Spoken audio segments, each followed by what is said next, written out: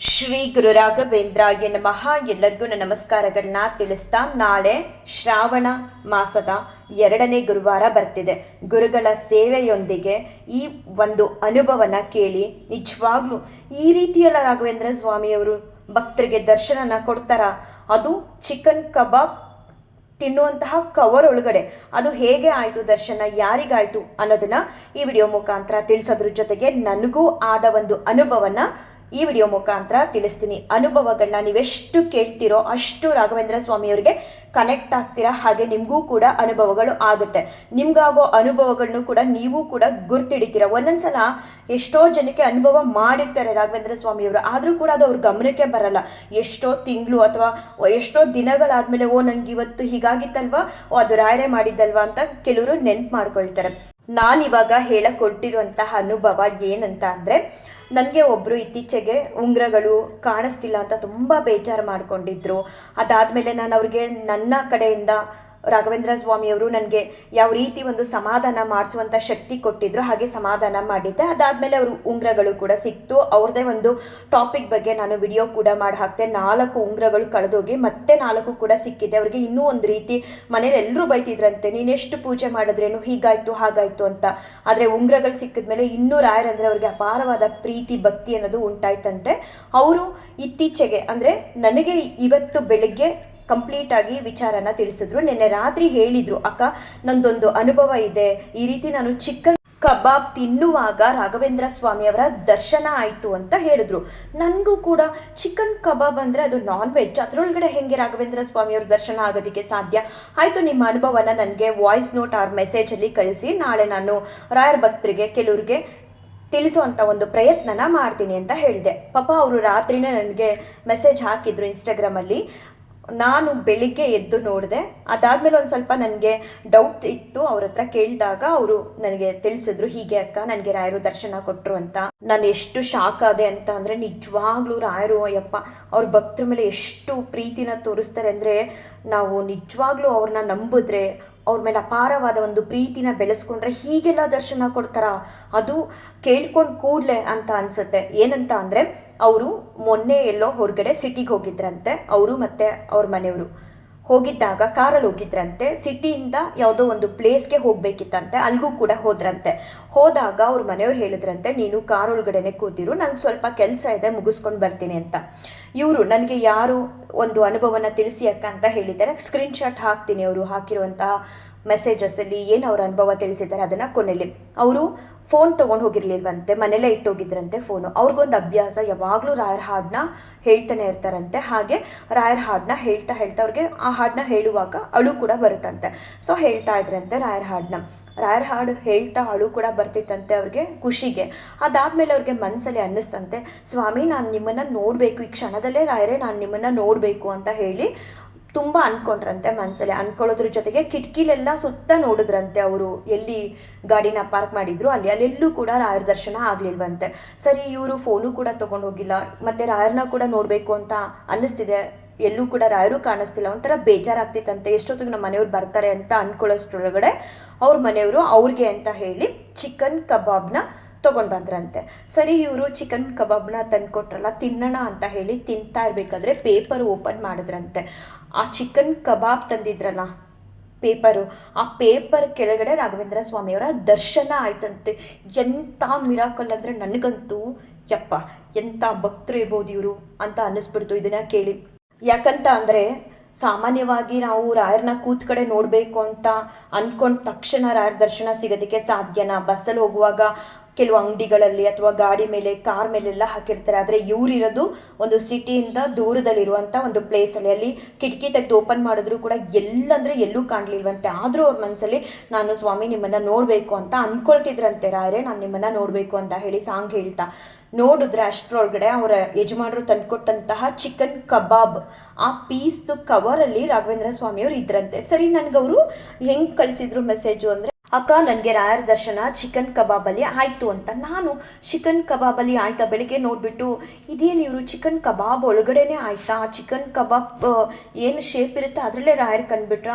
ಮತ್ತು ನಾನು ಅವ್ರಿಗೆ ಒಂದು ಮೆಸೇಜ್ ಹಾಕ್ತೆ, ಹೇಗೆ ದರ್ಶನ ಆಯಿತು, ಓಕೆ ಚಿಕನ್ ಕಬಾಬು ಅದು ಪೀಸ್ ಥರನ ಅಥವಾ ಹೇಗೆ, ಕವರಲ್ಲ ಹೇಗೆ ಅಂತ ಕೇಳಿದಾಗ ಅವರು ಮತ್ತೆ ನನಗೆ ಸ್ವಲ್ಪ ಸಮಯ ಬಿಟ್ಟು ಹೇಳಿದ್ರು, ಅಕ್ಕ ಚಿಕನ್ ಕಬಾಬ್ದು ಪೇಪರ್ ಬರುತ್ತಲ್ಲ ಹಾಕೊಂಡು ಬರ್ತಾರಲ್ಲ ಅದ್ರ ಪೇಪರ್ ಕೆಳಗಡೆ ನನಗೆ ರಾಘವೇಂದ್ರ ಸ್ವಾಮಿಯವ್ರ ದರ್ಶನ ಆಯಿತು. ತುಂಬ ಖುಷಿ ಆಯಿತು ನನಗೆ. ನವಾಬ ಅವ್ರದ್ದು ನೆನಪಾಯಿತು ಘಟನೆ. ಒಂದ್ಸಲ ಅದೇ ನಿಮ್ಗೆಲ್ಲರಿಗೂ ರಾಘವೇಂದ್ರ ಸ್ವಾಮಿಯವರ ಚರಿತ್ರೆ ಪುಸ್ತಕನ ಯಾರೆಲ್ಲ ಓದಿರ್ತೀರ ಅವ್ರಿಗೆ ಖಂಡಿತ ಗೊತ್ತಿರುತ್ತೆ. ರಾಘವೇಂದ್ರ ಸ್ವಾಮಿಯವ್ರಿಗೆ ಗೊತ್ತಾಗಬಾರ್ದು ಅಂತ ಹೇಳಿ ನಾನ್ ವೆಜ್ ಎಲ್ಲ ರಾಯರಿಗೆ ಅಂತ ತೊಗೊಂಡೋಗಿ ಕೊಟ್ಟಾಗ ರಾಯರಿಗೆ ಅದು ಅರ್ಥ ಆಗಿತ್ತು, ಇದು ನಾನ್ ವೆಜ್ ಇದೆ ಇದ್ರೊಳಗಡೆ ಅಂತ. ಆಗ ಅವರು ಏನೂ ಮಾಡಲಿಲ್ಲ, ಅವರು ಪ್ರೋಕ್ಷಣೆ ಮಾಡಿದ್ರು ನೀರನ್ನ. ಒಂದು ಹೊತ್ತಿಸಿದಂತಹ ಬಟ್ಟೆ ಮೇಲೆ ತಟ್ಟೆ ಒಳಗಡೆ ನಾನ್ ವೆಜ್ ಇತ್ತು, ರಾಯರು ತಿಳಿದಿದ್ರು. ಸೊ ಅವರು ರಾಯರು ಪ್ರೋಕ್ಷಣೆ ಮಾಡಿದ ತಕ್ಷಣ ಬಟ್ಟೆ ತೆಗೆದು ನೋಡಿದ್ರೆ ಎಲ್ಲ ಕೂಡ ಬದಲಾಗಿತ್ತು. ಆಗ ಅಲ್ಲಿದ್ದವ್ರಿಗೆಲ್ಲರಿಗೂ ಕೂಡ ತುಂಬ ರಾಯರ ಮಹಿಮೆ ನೋಡಿ ಖುಷಿಯಾಗಿತ್ತು. ಹೂಗಳೋ ಅಥವಾ ಹಣ್ಣುಗಳಾಗೋ ಬದಲಾಗಿತ್ತು ಅಂತ ತಿಳಿಸಿದ್ದಾರೆ ರಾಯರ ಚರಿತ್ರೆನ. ನಾನು ತುಂಬ ದಿನ ಆಯಿತು ಇತ್ತೀಚೆಗೆ ಚರಿತ್ರೆ ಪುಸ್ತಕನ ಮತ್ತೆ ಓದೋಕ್ಕೆ ಶುರು ಮಾಡಬೇಕು ಅನ್ಕೋತೀನಿ, ಆಗಿಲ್ಲ. ತುಂಬ ದಿನಗಳ ಹಿಂದೆ ಓದಿದ್ದು. ಸೊ ಹಾಗಾಗಿ ಹೂವಾಗಿ ಬದಲಾಯಿತು ಹಣ್ಣಾಗಿ ಬದಲಾಯಿತು ಅಂತ ಕನ್ಫ್ಯೂಸನ್ ಇದೆ. ಸುಮ್ಮನೆ ತಿಳಿದೆ ಏನೋ ಒಂದು ಹೇಳಬಾರ್ದಲ್ಲ. ಹಾಗಾಗಿ ಅಲ್ಲಿ ತಂದಿದ್ದು ನಾನ್ ವೆಜ್ಜು ಬದಲಾಗಿ ರಾಘವೇಂದ್ರ ಸ್ವಾಮಿಯವರ ಅಪಾರವಾದ ಮಹಿಮೆನ ಅಲ್ಲಿ ಇರೋವಂಥ ಎಲ್ಲರೂ ನೋಡಿ ಕಣ್ ತುಂಬಿಕೊಂಡ್ರಂತೆ. ಅದು ನನಗೆ ನೆನಪಾಯಿತು ಅಕ್ಕ ಅಂತ ಅವರು ನನಗೆ ಮೆಸೇಜಲ್ಲಿ ತಿಳಿಸಿದರು. ಎಷ್ಟು ಆಶ್ಚರ್ಯ ಅಂತ ಅನಿಸುತ್ತಲ್ವ, ಕೂತ್ ಕಡೆ ರಾಘವೇಂದ್ರ ಸ್ವಾಮಿಯವರು ಕಾಣಿಸ್ಕೊಳ್ಳೋದು ಅಂದರೆ ಹೆಂಗೆ, ಅದು ಒಂದು ಅವ್ರ ಯಜಮಾನರು ತಂದಂತಹ ಚಿಕನ್ ಕಬಾಬ್ ಕವರಲ್ಲಿ. ನನಗೂ ರಾಯರ ಒಂದು ಈ ಪವಾಡನ ಕೇಳಿ ತುಂಬ ಅಂದರೆ ತುಂಬ ಖುಷಿಯಾಯಿತು. ಎಲ್ಲರಿಗೂ ತಿಳಿಸೋಣ, ನಾಳೆ ಗುರುವಾರ ಬರ್ತಿದೆ ಕೇಳಲಿ ಅಂತ ಹೇಳಿಬಿಟ್ಟು ಈ ವಿಡಿಯೋ ಮೂಲಕ ತಿಳಿಸ್ದೆ. ಎಷ್ಟೋ ಜನ ಏನೇನೋ ಅಂದ್ಕೊಳ್ತಾರೆ, ರಾಯರು ನಮಗೆ ಮಾಡಿಕೊಡ್ತಾನೆ ಇಲ್ಲ, ನಾವು ಕೇಳಿದ್ದನ್ನೆಲ್ಲ ಏನು ನಾವು ತುಂಬ ದೊಡ್ಡದು ಕೇಳಿಬಿಟ್ಟು ತಕ್ಷಣಕ್ಕೆ ಮಾಡಿಕೊಟ್ಬಿಡಿ ಅಂದರೆ ಆಗುತ್ತಾ. ಈಗ ಇವ್ರು ನೋಡಿ, ರಾಯರನ್ನ ಬಹಳ ಪ್ರೀತಿಯಿಂದ ಅಂತರಂಗದಿಂದ ಅವರು ತುಂಬ ರಾಯರ ಮೇಲೆ ಪ್ರೀತಿ ಇಟ್ಕೊಂಡು ಅವರೊಂದು ಹಾಡನ್ನ ಹೇಳ್ತಾ ಅವ್ರಿಗದ ಅಭ್ಯಾಸನಂತೆ. ನಾನು ರಾಯರೇ ನಿಮ್ಮನ್ನು ನೋಡಬೇಕು ಅಂತ ಕೇಳ್ಕೊಂಡ್ರು. ತಕ್ಷಣ ರಾಯರ ದರ್ಶನ ಅವರ ಯಜಮಾನರು ತಂದಂತಹ ಒಂದು ಚಿಕನ್ ಕಬಾಬ್ ಕವರ್ ಒಳಗಡೆ ಆಯಿತು. ನಂಬೋದಕ್ಕೂ ಕೂಡ ಅಸಾಧ್ಯ, ಅಷ್ಟು ರಾಯರು ಪ್ರೀತಿ ಅನ್ನೋದನ್ನು ತೋರಿಸ್ತಾರೆ ಅವ್ರ ಭಕ್ತರ ಮೇಲೆ. ಕೆಲವರು ಇದನ್ನು ಅರ್ಥ ಮಾಡ್ಕೊಳ್ಳಲ್ಲ. ಏನಂತ ಅಂದರೆ ಒಮ್ಮೆಲೆ ರಾಯರನ್ನ ಇಷ್ಟು ದಿನದಿಂದ ಪೂಜೆ ಮಾಡ್ತಿದ್ದೀರಾ, ನಿಮಗೇನು ಬದಲೇ ಆಗಿಲ್ಲ, ಹಾಗೆ ಇದ್ದೀರಾ, ಹಾಗೆ ಹೀಗೆ ಅಂತ ತಿಳಿದವರೇ ಜಾಸ್ತಿ ಮಾತಾಡೋದು. ಬಟ್ ಅದ್ಯಾವುದಕ್ಕೂ ಕೂಡ ತಲೆ ಕೆಡಿಸ್ಕೋಬೇಡಿ. ಈ ಒಂದು ಅನುಭವ ಕೇಳಿ ಹೆಂಗೆ ಸಾಧ್ಯ ಅಲ್ಲ. ನನಗಂತೂ ಸಿಕ್ಕಾಬಟ್ಟೆ ಖುಷಿ ಆಯಿತು. ರಾಯರು ಎಲ್ಲರಿಗೂ ಒಳ್ಳೇದು ಮಾಡಲಿ. ನಾಳೆ ರಾಯರ ಒಂದು ಅನುಗ್ರಹ ಆಶೀರ್ವಾದನ ಯಥಾಶಕ್ತಿ ನಿಮ್ಮ ಮನೆಗಳಲ್ಲಿ ರಾಯರ ಸೇವೆನ ಮಾಡಿ ಪಡ್ಕೊಳ್ಳಿ. ನಾಳೆ ಅಂತೂ ಹೂವಿನ ರೇಟು ಸಿಕ್ಕಾಬಟ್ಟೆ ಜಾಸ್ತಿ ಇರುತ್ತೆ. 2 ದಿನದಿಂದನೇ ಹೂವಿನ ರೇಟೆಲ್ಲ ಎಲ್ಲ ಕಡೆ ಜಾಸ್ತಿ ಇದೆ. ಯಾಕಂತ ಅಂದರೆ ಶುಕ್ರವಾರ ವರಮಹಾಲಕ್ಷ್ಮಿ ಹಬ್ಬ ಇರೋದ್ರಿಂದ ಕೆಲವರು ವರಮಹಾಲಕ್ಷ್ಮಿ ಹಬ್ಬನ ತುಂಬಾ ಗ್ರ್ಯಾಂಡಾಗಿ ಮಾಡ್ತಾರೆ. ವರ್ಷಕ್ಕೆ ಬರುವಂಥ ಒಂದೇ ಹಬ್ಬ ಅದು ವರಮಹಾಲಕ್ಷ್ಮಿ ಹಬ್ಬ ಅಂತ ಹೇಳಿ. ನಾವು ಪ್ರತಿ ಗುರುವಾರ ರಾಘವೇಂದ್ರ ಸ್ವಾಮಿಯವರ ವಾರ ಅಂತ ತಿಳಿದು ಅದೇ ನನಗೆ ಹಬ್ಬ ಅಂತ ಮಾಡ್ತೀನಿ. ರಾಯರಲ್ಲೇ ನಾನು ಲಕ್ಷ್ಮಿನೂ ಕಾಣ್ತೀನಿ, ಸರಸ್ವತಿನೂ ಕಾಣ್ತೀನಿ, ಎಲ್ಲ ಸಕಲ ಸರ್ವಸ್ವವೂ ನನಗೆ ರಾಯರೇ. ಸೊ ಯಾರೆಲ್ಲ ಶುಕ್ರವಾರ ಮನೇಲಿ ಗ್ರ್ಯಾಂಡಾಗಿ ಪೂಜೆ ಮಾಡಬೇಕು, ರಾಯರ ಪೂಜೆನೂ ಮಾಡಬೇಕು ಅಂತ ಅಂದ್ಕೊಳ್ತಿರೋ, ಸಿಂಪಲ್ಲಾಗಿ ನಾಳೆ ಗುರುವಾರ ಮಾಡಿ ಒಂದು ಸ್ವಲ್ಪ ತುಳಸಿ ತಂದು ಜೊತೆಗೆ ಸ್ವಲ್ಪ ಬಿಡಿ ಹೂಗಳನ್ನ ತೊಗೊಂಡು ಬಂದು ರಾಯರಿಗೆ ಸೇವೆನ ಸಲ್ಲಿಸಿ ಶುಕ್ರವಾರ ನಿಮ್ಮ ಮನೆಗಳಲ್ಲಿ ಯಾವ ಒಂದು ಪದ್ಧತಿ ರೀತಿ ವರಮಹಾಲಕ್ಷ್ಮಿ ಹಬ್ಬನ ಆಚರಣೆ ಮಾಡ್ತಿರೋ ಹಾಗೆ ಗ್ರ್ಯಾಂಡಾಗಿ ಮಾಡ್ಕೋಬೋದು. ಈಗ ಆಲ್ರೆಡಿ ಸಾಕಷ್ಟು ಜನ ವರಮಹಾಲಕ್ಷ್ಮಿ ಹಬ್ಬದ ಬಗ್ಗೆ ತಿಳಿಸಿರ್ತಾರೆ, ಹೇಗೆ ಮಾಡಬೇಕು, ಯಾವ ಸಮಯದಲ್ಲಿ ಮಾಡಿದ್ರೆ ಒಳ್ಳೆಯದು, ಯಾವ ಬಣ್ಣದ ಸೀರೆ ಉಡಿಸ್ಬೇಕು ಅಂತೆಲ್ಲ ಸಾಕಷ್ಟು ಜನ ತಿಳಿಸ್ಕೊಟ್ಟಿರ್ತಾರೆ. ನೀವೆಲ್ಲರೂ ಕೂಡ ತಿಳ್ಕೊಂಡಿರ್ತೀರಾ ಅಂತ ಅಂದ್ಕೊಳ್ತೀನಿ. ಆದರೂ ನಾನು ಒಂದೇ ಒಂದು ಮಾತನ್ನು ಹೇಳಬೇಕು ವರಮಹಾಲಕ್ಷ್ಮಿ ಹಬ್ಬದ ಬಗ್ಗೆ ಅಂತ ಅಂದರೆ, ಮಹಾತಾಯಿ ಲಕ್ಷ್ಮಿನ ಗೌರವಿಸಿ, ಪ್ರೀತಿಸಿ. ಯಾಕಂತ ಅಂದರೆ ನಾವು ಒಂದೊಂದು ಸಲ ಮಹಾತಾಯಿ ಲಕ್ಷ್ಮಿನ ಬರೀ ದುಡ್ಡಲ್ಲೇ ನೋಡ್ತೀವಿ, ಆದರೆ ಒಂದು ಅನ್ನದ ರೂಪದಲ್ಲೂ ಕೂಡ ಮಹಾತಾಯಿ ಲಕ್ಷ್ಮಿ ನೆಲೆಸಿರ್ತಾಳೆ. ನಾವೇನು ಮಾಡ್ತೀವಿ, ಅನ್ನ ತೊಗೊಂಡೋಗಿ ಸುರಿದು ಬಿಡ್ತೀವಿ. ಅದು ಯಾವ ಒಂದು ಮೋರಿಗೆ ಎಲ್ಲಿ ಸಿಗುತ್ತೆ ಅಲ್ಲಿಗೆ ಸುರಿದು ಬಿಡ್ತೀವಿ. ಇವತ್ತಂತೂ ನಾನೊಂದು ಹಸುದು ಚಿಕ್ಕ ಮರಿ ನೋಡಿದೆ, ಅದ್ರ ಮೇಲೆ ಪಾಪ ಯಾರೋ ಅನ್ನದಗ್ಲು ಅದೇನೋ ಗಂಜಿ ಇದೆಲ್ಲ ಸುರಿದ್ಬಿಟ್ಟಿದ್ದಾರೆ ಅದ್ರ ಬೆನ್ನ ಮೇಲೆ. ನನಗೆ ಅದಕ್ಕೆ ಸ್ನಾನ ಮಾಡಿಸೋಣ ಅಂತ ಇಷ್ಟ, ಬಟ್ ಅಲ್ಲಿ ಏನು ಬಕೆಟಲ್ಲಿ ನೀರಾಗಲಿ ಏನೂ ಇರಲಿಲ್ಲ. ತುಂಬ ಬೇಜಾರು ಮಾಡ್ಕೊಂಡು ಒಳಗಡೆ ಬಂದೆ. ಎಂಥ ಜನ ನೋಡ್ಕೊಂಡು ಸುರಿಬಾರ್ದ ಅಂತ. ದಯವಿಟ್ಟು ಅದ್ರ ಮೇಲೆ ಅಂದರೆ ಹಸು ಮೇಲೆ ಚಿಕ್ಕ ಕರು ಮೇಲೆ ಬಿದ್ದಿದ್ದು ಅನ್ನದಗ್ಲು, ರಾಗಿದು ಗಂಜಿ ಎಲ್ಲ ಚೆಲ್ಬಿಟ್ಟಿದ್ರು. ದಯವಿಟ್ಟು ಅಲ್ಲೂ ಕೂಡ ಮಹಾತಾಯಿ ಲಕ್ಷ್ಮಿ ನೆಲೆಸಿರ್ತಾಳೆ. ಅನ್ನನ ಎಲ್ಲಂದ್ರೆ ಅಲ್ಲಿ ಎಸೆಯೋದು, ಕಾಯಿನ್ಸ್ಗಳನ್ನ ಬೀಳ್ಸೋದು, ಈ ರೀತಿ ಎಲ್ಲ ಮಾಡೋದಕ್ಕೆ ಹೋಗಬೇಡಿ. ಲಕ್ಷ್ಮೀ ತಾಯಿನ ನಾವೆಷ್ಟು ಪ್ರೀತಿಸ್ತೀವೋ ಗೌರವಿಸ್ತೀವೋ ಅಷ್ಟು ಒಲ್ದು ಬರ್ತಾರಂತೆ. ಹಾಗಾಗಿ ನನ್ನ ಒಂದೇ ಒಂದು ಮಾತಂದರೆ ಮಹಾತಾಯಿ ಲಕ್ಷ್ಮಿನ ಗೌರವಿಸಿ ಪ್ರೀತಿಸಿ. ನನಗೆ ರಾಯರು ಒಂದು ಒಳ್ಳೆ ಪಾಠನೇ ಹೇಳ್ಕೊಟ್ರು ಮೊನ್ನೆ. ಖಂಡಿತ ಅದನ್ನು ಯಾವತ್ತಾದರೂ ಒಂದು ದಿನ ತಿಳಿಸ್ತೀನಿ. ಹಾಗಾಗಿ ಗೌರವಿಸಿ ಪ್ರೀತಿಸಿ ಮಹಾತಾಯಿ ಲಕ್ಷ್ಮಿನ. ಮತ್ತು ನನಗಾದ ಒಂದು ಅನುಭವ ಏನು ಅಂತ ಅಂದರೆ, ಮೊನ್ನೆ ನಾಗರ ಪಂಚಮಿ ಇತ್ತು. ನಾನು ಮರ್ತು ಬಿಟ್ಟಿದ್ದೆ. ನಾಗರ ಪಂಚಮಿ ನಮ್ಮ ಮನೇಲಿ ಮಾಡಲ್ಲ, ಆದರೆ ಸುಬ್ರಹ್ಮಣ್ಯ ಷಷ್ಠಿ ಮಾಡ್ತೀವಿ. ನಮ್ಮ ಕಡೆ ಎಲ್ಲ ತುಂಬ ಜನ ಸುಬ್ರಹ್ಮಣ್ಯೇಶ್ವರ ಸ್ವಾಮಿ ಷಷ್ಠಿನ ಆಚರಣೆ ಮಾಡ್ತಾರೆ. ನಾಗರ ಪಂಚಮಿನ ಅಷ್ಟಾಗಿ ಮಾಡಲ್ಲ, ಕೆಲವ್ರು ಮಾತ್ರ ಪದ್ಧತಿ ಇರೋರು ಮಾಡ್ತಾರೆ. ನಾನು ಅವತ್ತು ಬೇಳೆ ಸಾಂಬಾರು ಮಾಡಿದ್ದೆ. ತಿಂಡಿ ಕೂಡ ಸ್ವಲ್ಪ ತಡವಾಗಿ ತಿಂದೆ, ಈರುಳ್ಳಿ ಕೂಡ ಬಳಸಿದೆ ಮನೇಲಿ. ಅದಾದಮೇಲೆ ಮಧ್ಯಾಹ್ನ ಯಾಕೋ ಮನ್ಸಿಗೆ ಅನ್ನಿಸ್ತು, ಇವತ್ತು ಊಟ ಮಾಡಬಾರ್ದು, ನಾಗರ ಪಂಚಮಿ ಇದೆ, ಬೇಡ, ನಾನು ಈ ತೊಗರಿಬೇಳೆ ಸಾರಂತೂ ತಿನ್ನಲೇಬಾರ್ದು. ಮತ್ತು ನಮ್ಮ ಮನೆಯವ್ರಿಗೆ ಬಾಕ್ಸ್ ಕೂಡ ಹಾಕ್ಕೊಟ್ಟಿದ್ದೆ.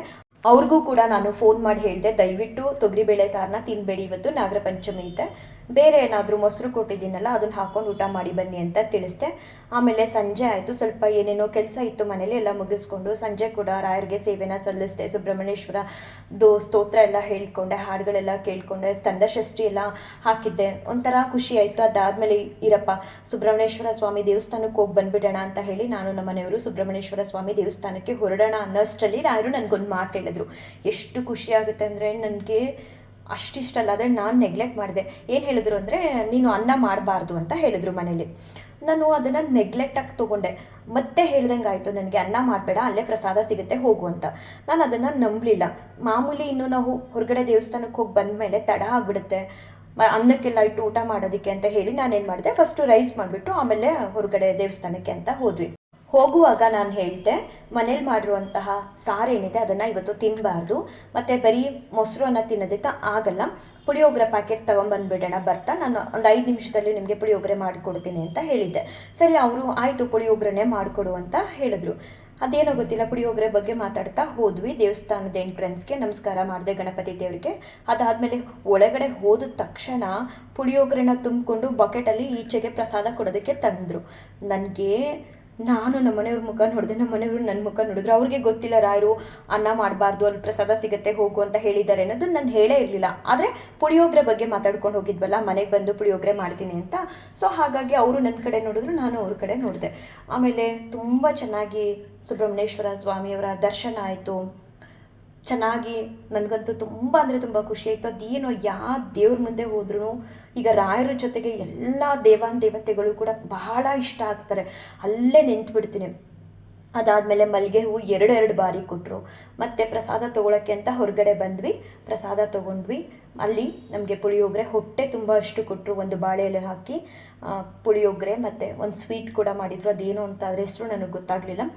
ಸ್ವೀಟು ಮತ್ತು ಪುಳಿಯೋಗರೆನ ತಿನ್ಕೊಂಡು ಬಂದೆ. ತುಂಬ ಹೊಟ್ಟೆ ತುಂಬ ಇಷ್ಟು ಕೊಟ್ಟಿದ್ದರು ನನಗೆ. ಆಗ ರಾಯರು ಹೇಳಿದ್ದು ಸತ್ಯ, ಮನೇಲಿ ಅನ್ನ ಮಾಡಬೇಡ, ಅದು ವೇಸ್ಟ್ ಆಗುತ್ತೆ. ನೀನು ಹೋಗ್ತಿದೀಯಲ್ಲ ದೇವಸ್ಥಾನ, ಅಲ್ಲೇ ನಿನಗೆ ಹೊಟ್ಟೆ ತುಂಬ ಪ್ರಸಾದ ಕೊಡ್ತಾರೆ, ಮಾಡಬಾರ್ದು ಅಂತ ಹೇಳಿದ್ರು. ಯಾರಿಗೆ ಸಿಗುತ್ತೆ ಇಷ್ಟು ಪ್ರೀತಿ? ಯಾರಿಗೆ ಹೇಳ್ತಾರೆ ರಾಯರು ಇಷ್ಟೊಂದು? ತುಂಬ ಅಂದರೆ ತುಂಬ ಖುಷಿ ಆಯಿತು. ಅದಾದಮೇಲೆ ಅವ್ರು ಹೇಳಿದ್ಮೇಲೂ ಕೂಡ ನಾನು ಅನ್ನ ಮಾಡಿದ್ನಲ್ಲ, ಅದಕ್ಕೆ ನನಗೇನು ಪನಿಷ್ಮೆಂಟ್ ಸಿಕ್ತು ಅಂತ ಖಂಡಿತವಾಗ್ಲೂ ಅನುಭವಗಳನ್ನ ಒಳ್ಳೆಯದೇ ಆಗಲಿ ಕೆಟ್ಟದ್ದೇ ಆಗಲಿ ಹೇಳ್ಕೊಬೇಕಲ್ವಾ. ಖಂಡಿತ ಈ ಹಬ್ಬ ಮುಗಿದ್ಮೇಲೆ ಹೇಳ್ಕೊಳ್ತೀನಿ. ಹೇಳಿಲ್ಲ ಅಂದರೆ ರಾಯರು ನನ್ನ ಮೇಲೆ ಕೋಪ ಮಾಡ್ಕೊಳ್ತಾರೆ. ಯಾಕಂದರೆ ಒಳ್ಳೇದಾದರೆ ಮಾತ್ರ ನಾನು ಅನುಭವಗಳನ್ನ ಶೇರ್ ಮಾಡ್ತೀನಿ. ನಾನು ಅವ್ರು ಹೇಳಿದ್ಮೇಲೂ ಕೂಡ ಅನ್ನ ಮಾಡಬಾರ್ದು ಅಂತ ತಿಳಿಸಿ ಪದೇ ಹೇಳಿದ್ರು. ನಾನು ರೈಸ್ ಮಾಡಿ ಅದಾದಮೇಲೆ ನನಗೇನು ಪನಿಷ್ಮೆಂಟ್ ಸಿಕ್ತು, ಅದರಿಂದ ನಾನೇನು ಕಲಿತೆ ಅನ್ನೋದನ್ನು ಖಂಡಿತವಾಗ್ಲೂ ನೆಕ್ಸ್ಟ್ ವಿಡಿಯೋದಲ್ಲಿ ತಿಳಿಸ್ತೀನಿ. ನಾಳೆ ಗುರುವಾರ ರಾಯರನ್ನ ನಂಬಿದ್ರೆ ಎಷ್ಟು ಪ್ರೀತಿ ಕೊಡ್ತಾರೆ ಅಂದರೆ, ಇವನ್ ಆ ಥರನ ನಮ್ಮ ತಂದೆ ತಾಯಿ ಕೂಡ ಮನೇಲಿ ಕೂತ್ಕೊಂಡು ಊಹೆ ಮಾಡಿ ಹೇಳೋಕ್ಕಾಗಲ್ಲ. ಇವಾಗ ಮನೇಲಿ ದೊಡ್ಡವರು ನಾವು ಹೊರಗಡೆ ದೇವಸ್ಥಾನಕ್ಕೆ ಹೋಗಿ ಬರ್ತೀವಿ ಅಂದರೆ ಹೋಗಿ ಬನ್ನಿ ಅಂತಾರೆ. ಆದರೆ ಅಲ್ಲಿ ಏನು ಪ್ರಸಾದ ಸಿಗುತ್ತೆ, ನೀವು ಹೊಟ್ಟೆ ತುಂಬ ಊಟ ಮಾಡ್ಕೊಂಡು ಬರ್ತೀರಾ ಇಲ್ವಾ ಅನ್ನೋದೇನು ಕೂಡ ತಿಳಿಸೋ ಶಕ್ತಿ ಅವ್ರಿಗಿರಲ್ಲ. ಹೋಗಿ ಬನ್ನಿ ಒಳ್ಳೆಯದಾಗಲಿ ಅಂತ ಹರಿಸ್ತಾರೆ. ಆದರೆ ನನ್ನ ರಾಯರು ನೀನು ಅನ್ನನೇ ಮಾಡಬೇಡ, ಹೋಗಿ ಬಾ, ನಿಂಗೆ ಅಲ್ಲೇ ಪ್ರಸಾದ ಸಿಗುತ್ತೆ, ಹೊಟ್ಟೆ ತುಂಬ ಅಷ್ಟು ಪ್ರೀತಿ. ನಂಗೆ ನಿಜವಾಗ್ಲೂ ಎಷ್ಟು ಪುಣ್ಯ ಮಾಡಿದ್ನೋ. ಎಲ್ಲ ಈ ಜಗತ್ತಲ್ಲಿ ಏನೆಲ್ಲ ಬೇಕು ಅದನ್ನು ನೀನು ತಗೋ ಅಂತ ಒಂದು ಕಡೆ ಇಟ್ಟರೆ, ಮತ್ತು ದೇವತೆಗಳನ್ನ ಮತ್ತು ರಾಯರನ್ನ ಒಂದು ಕಡೆ ಇಟ್ಟರೆ ನಾನು ತೊಗೊಳ್ಳೋದು ರಾಯರನ್ನ. ಅಷ್ಟು ಪ್ರೀತಿ ಕೊಡ್ತಾರೆ ರಾಯರು. ಅದೇನೋ ಗೊತ್ತಿಲ್ಲ, ನಂಗೆ ರಾಯರಂದರೆ ಬಹಳ ಇಷ್ಟ. ಎಲ್ಲರಿಗೂ ಕೂಡ ರಾಘವೇಂದ್ರ ಸ್ವಾಮಿಯವರು ಇದೇ ರೀತಿ ಅನುಗ್ರಹ ಮಾಡಲಿ, ಇದೇ ರೀತಿ ಅವರ ಅಪಾರವಾದ ಪ್ರೀತಿನ ಒಬ್ಬೊಬ್ಬರು ಭಕ್ತರ ಮೇಲೂ ತೋರಿಸ್ಲಿ. ಎಷ್ಟು ಖುಷಿಯಾಗುತ್ತೆ ಅನುಭವಗಳನ್ನ ಶೇರ್ ಮಾಡೋದಕ್ಕೆ ನನಗೆ ಅಂದರೆ ಅಷ್ಟಿಷ್ಟಲ್ಲ ನೋಡಿ. ಒಬ್ರಿಗೆ ರಾಯರು ಚಿಕನ್ ಕಬಾಬ್ ಕವರ್ ಒಳಗಡೆ, ಅದು ನಾನ್ ವೆಜ್, ಆ ಕವರ್ ಒಳಗಡೆ ದರ್ಶನ ಮಾಡಿದ್ದಾರೆ. ನನಗೆ ಮನೆಯಿಂದ ಹೋಗುವಾಗಲೇ ರೈಸ್ ಮಾಡದೆ ಹೋಗು, ನಿಂಗೆ ಅಲ್ಲಿ ಊಟ ಸಿಗುತ್ತೆ ಹೊಟ್ಟೆ ತುಂಬ ಅಷ್ಟು ಅಂತ ತಿಳಿಸಿ ಹೇಳ್ತಾರೆ. ಅದೆರಡನ್ನೂ ಕೂಡ ನೆಗ್ಲೆಕ್ಟ್ ಮಾಡಿದ್ದಕ್ಕೆ ಸರಿಯಾಗಿ ಪೆಟ್ಟು ಕೂಡ ಕೊಟ್ಟರು. ಖಂಡಿತ ಅದನ್ನು ಇನ್ನೊಂದು ವಿಡಿಯೋದಲ್ಲಿ ಹೇಳ್ತೀನಿ. ರಾಯರನ್ನ ನಂಬಿ, ಅಚಲವಾಗಿ ನಂಬಿ, ಹೀಗೆ ನನಗಿಷ್ಟೆಲ್ಲ ಅನುಭವ ಆಗುತ್ತಲ್ಲ, ನಾನೇನು ಅವ್ರಿಗೆ ಚಿನ್ನದಲ್ಲಿ ಅಥವಾ ಬೆಳ್ಳಿಲಿ ಆ ಥರ ಏನೂ ಮಾಡಲ್ಲ, ನನ್ನ ಹತ್ರ ಏನಿದೆ ಅದನ್ನು ಒಂದು ರೀತಿ ಭಕ್ತಿಯಿಂದ, ಶ್ರದ್ಧೆ, ನಿಷ್ಠೆಯಿಂದ, ನನಗೆ ಏನೇ ಬರಲಿ ಏನೇ ಆಗಲಿ ರಾಯರು ಮುಖ್ಯ ಅಂತ ಹೇಳಿ ಆತ್ಮಶುದ್ಧತೆಯಿಂದ ಅವ್ರಿಗೆ ಸೇವೆನ ಮಾಡ್ತೀನಿ. ಅದು ಒಂದೇ ಒಂದು ಹೂವು ಇರುತ್ತೆ ಅಂದ್ಕೊಳ್ಳಿ ಮನೇಲಿ, ಎನಿ ಟೈಮ್ ಜಾಸ್ತಿ ಹೂ ತರೋಕ್ಕಾಗದೇ ಇದ್ರೂ ಒಂದು ಹೂವಿದ್ರೆ ನಾನು ಅದನ್ನು ಪೆಟಲ್ ಥರ ಮಾಡ್ಕೊಳ್ತೀನಿ. ಎಲ್ಲ ದೇವ್ರಿಗೂ ಅದನ್ನು ಹಂಚುತ್ತೀನಿ. ಒಬ್ಬರು ಕೊಟ್ಟು ಒಬ್ರು ಕೊಡಬಾರ್ದು ಅನ್ನಂಗೆ ಇರಬಾರ್ದು. ಆ ರೀತಿ ಒಂದೇ ಒಂದು ಹೂವಿದ್ರು ಅದನ್ನೇ ಎಲ್ಲರಿಗೂ ಸಮಾನಾಗಿ ಒಂದೊಂದೇ ದಳ ಮಾಡಿಸ್ಕೊಂಡು ಬರ್ತೀನಿ. ಅಲ್ಲಿಂದನೂ ಕೂಡ ನನಗೆ ರಾಯರು ಆಶೀರ್ವಾದ ಮಾಡ್ತಾರೆ. ಏನಂದರೆ ನಾವು ಹೀಗೆ ಮಾಡಿದ್ರೆ ಮಾತ್ರ ಕೊಡ್ತಾರೆ, ಅದಕ್ಕೆ ಅವ್ರಿಗೆಲ್ಲ ಈ ಥರ ಅನುಭವ ಆಗುತ್ತೆ ಅನ್ನೋದಕ್ಕಿಂತ ನಮ್ಮಲ್ಲಿ ಇದ್ದಿದ್ದರಲ್ಲಿ ಭಕ್ತಿಯಿಂದ ಅವ್ರಿಗೆ ಸೇವೆನ ಸಲ್ಲಿಸಿ ನಿಮ್ಮೆಲ್ಲರಿಗೂ ಕೂಡ ರಾಘವೇಂದ್ರ ಸ್ವಾಮಿಯವರು ಇದೇ ರೀತಿ ಅನುಭವ ಮಾಡ್ತಾರೆ ಅನ್ನೋದಕ್ಕಿಂತ ನನಗೆ ನನ್ನಿಂದ ಒಂದು ತಪ್ಪಾದರೆ ಅದಕ್ಕೆ ತಕ್ಕಾಗಿ ಪನಿಷ್ಮೆಂಟ್ ಕೂಡ ಸಿಗುತ್ತೆ. ಎಷ್ಟು ಖುಷಿ ಆಗುತ್ತೆ, ಆನ್ ಸ್ಪಾಟ್ ನನಗೆ ಪನಿಷ್ಮೆಂಟ್ ಕೂಡ ಮಾಡ್ತಾರೆ ರಾಯರು. ಈ ಪ್ರೀತಿ ನಿಮ್ಮೆಲ್ಲರಲ್ಲೂ ಸಿಗಲಿ, ನಿಮ್ಮೆಲ್ಲರಿಗೂ ರಾಯರ ಮೇಲೆ ಇದೇ ರೀತಿ ಪ್ರೀತಿ ಬರಲಿ, ಹಾಗೆ ರಾಯರ ಪ್ರೀತಿನೂ ಕೂಡ ನಿಮ್ಮೆಲ್ಲರಿಗೂ ಸಿಗಲಿ ಅಂತ ನಾನು ಕೇಳ್ತಾ ಈ ವಿಡಿಯೋನ ಎಂಡ್ ಮಾಡ್ತೀನಿ. ಶ್ರೀ ಕೃಷ್ಣಾರ್ಪಣಮಸ್ತು, ಶ್ರೀ ಕೃಷ್ಣಾರ್ಪಣಮಸ್ತು, ಶ್ರೀ ಕೃಷ್ಣಾರ್ಪಣಮಸ್ತು.